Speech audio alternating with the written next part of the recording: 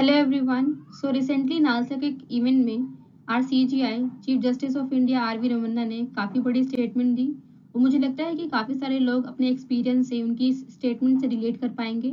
So he said the threat to human right is the highest in the police station, यानी कि अगर कहीं पे ह्यूमन राइट्स का सबसे ज़्यादा वोलेशन होता है तो वो पुलिस स्टेशन के अंदर होता है बाय द पुलिस ऑफिसर्स।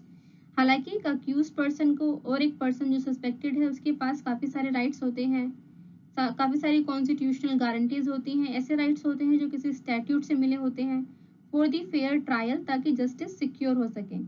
पर ऐसे काफ़ी इंसिडेंट्स को नोट किया गया है पास्ट में, ऐसे काफ़ी सारे केसेस हुए हैं जिसमें पुलिस को इन रूल्स के अगेंस्ट में काम करते हुए पाया गया है, इन ह्यूमन राइट्स को वोलेट करते हुए देखा गया है इन देयर पर्सनल इंटरेस्ट और may be to take revenge. अब पुलिस स्टेशन में ह्यूमन राइट वोलेशन से क्या मतलब है? इसका मतलब है inhuman treatment, inhuman behaviour, bodily torture, mental torture और इंजरी को इन्फ्लिक्ट करना। और कभी कभी इंजरीज इतनी ज़्यादा हो जाती हैं दैट उस पर्सन की जिस पे इंजरी इन्फ्लिक्ट हुई है उसकी डेथ हो जाती है। सो ये एक रिसेंट केस है 2020 का। आई एम श्योर आपने इसके बारे में पढ़ा होगा या फिर न्यूज़ खबर देखा होगा। सो ये केस तमिलनाडु के एक प्लेस तुथीकुड़ी से है।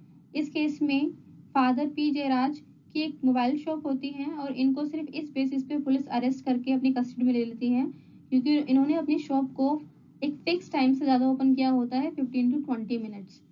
जब इनको कस्टडी में ले लिया जाता है तो पुलिस इनको काफ़ी बॉडली और टॉर्चर करती है, काफ़ी सारी इंजरी इन्फ्लिक्ट करती है।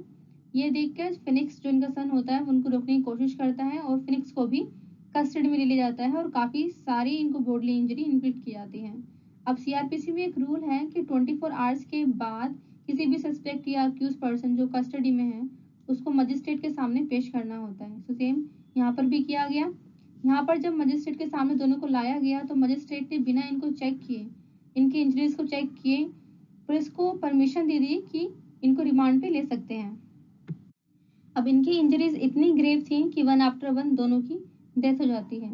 काफ़ी सारी न्यूज़ रिपोर्ट्स ये भी कवर करते हैं कि ये केस एक रिवेंज केस है क्योंकि फादर पी जयराज ने कुछ क्रिटिकल रिमार्क्स पास किए होते हैं ऑन द पुलिस एक्ट। इससे पहले भी काफ़ी सारे केसेस हुए हैं जिसमें से नीलावती बेहरा एक काफ़ी लीडिंग केस है, जिसमें नीलावती बेहरा के सन को एक थेफ्ट के केस में सस्पेक्ट के तौर पे कस्टडी में लिया जाता है एंड दूसरे दिन उनके सन की डेड बॉडी मिलती है on the railway track with the severe injuries.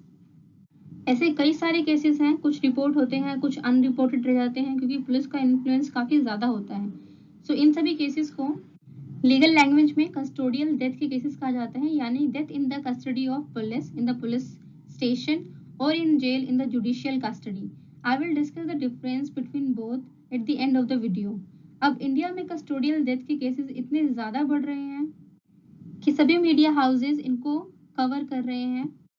तो द हिंदू ने भी इसे कवर किया है। This is the article based on a survey report जिसमें ये बताया गया है कि इंडिया में हर दिन लगभग 5 कस्टोडियल डेथ होती हैं, which is a very big number.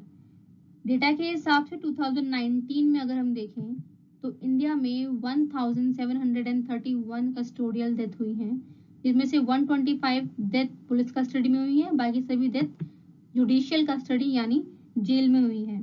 Further ये report state wise number discuss करता है जिसमें यूपी ने टॉप किया है with 14 custodial death in 2019, again not for a good reason. So custodial death के केसेस लगातार बढ़ रहे हैं। इसका मतलब बिल्कुल भी नहीं है कि किसके अगेंस्ट में कोई भी स्टैट्यूट नहीं है, कोई भी एक्ट नहीं है। रियलिटी बिल्कुल ऑपोजिट है, काफ़ी अलग है। इसके अगेंस्ट में काफ़ी सारे लॉज हैं। एक सस्पेक्ट पर्सन को और एक अक्यूज पर्सन को काफ़ी सारी राइट्स मिले होते हैं। इंटरनेशनली भी इन केसेस को काफ़ी रिकॉग्नाइज किया जाता है। Therefore to secure human rights UDHR through article 10 right देता है फेयर पब्लिक हियरिंग का। दैट मीन्स एक फेयर ट्रायल का राइट, ताकि किसी भी इनोसेंट को सजा ना मिले। वहीं आर्टिकल 11 एक प्रिजम्पशन सेट करता है, एक legal presumption of innocence. That means एक पर्सन जिसका गिल्ट अभी तक प्रूव नहीं हुआ है वो एक इनोसेंट पर्सन है in the eyes of law.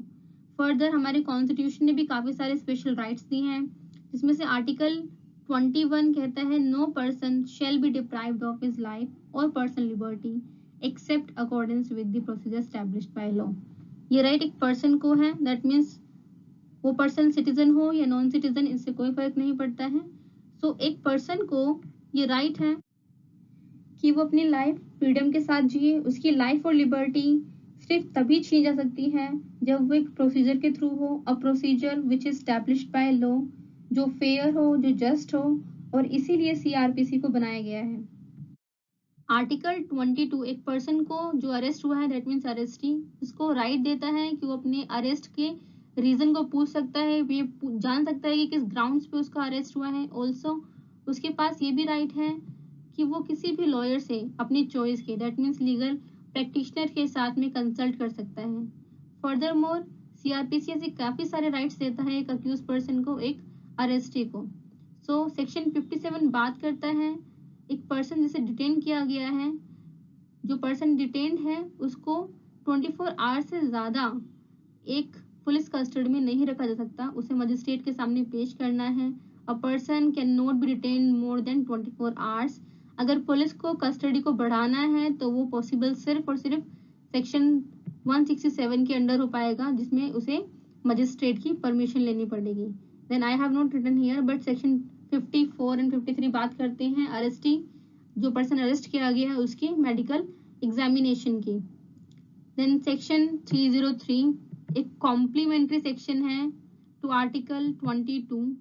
ये बात करता है अक्यूज को ये राइट देने की कि वो अपना प्लीडर को खुद चूज कर सके और उसे डिपेंड कर सके। वही सेक्शन 304 फ्री लीगल एड की बात करता है, अगर कोई अक्यूज लॉयर अफोर्ड नहीं कर सकता है तो ये स्टेट की रिस्पॉन्सिबिलिटी है, ऑन द स्टेट एक्सपेंसेस उसको एक लॉयर दिया जाएगा। So there are many laws, problem is just the implementation. Now let's discuss the difference between police custody and judicial custody. Police custody maximum 15 days तक हो सकती है, means maximum time 15 days का होता है, जहां उसे पूछताछ के लिए पुलिस स्टेशन में रखा जाता है, जिसे नॉर्मली हम थाना कहते हैं। वहीं जुडिशियल कस्टडी मजिस्ट्रेट देते हैं, जिसमें उसे जिस पर्सन को अक्यूज्ड किया गया है उस पर्सन को जेल में रखा जाता है, which can be till 60 days or which can extend to 19 days. I just wish कि सभी लोगों को अपना राइट्स पता हो ताकि पुलिस टॉर्चर ना कर सके विक्टिम्स को। So I end my video here. Thank you so much for watching it.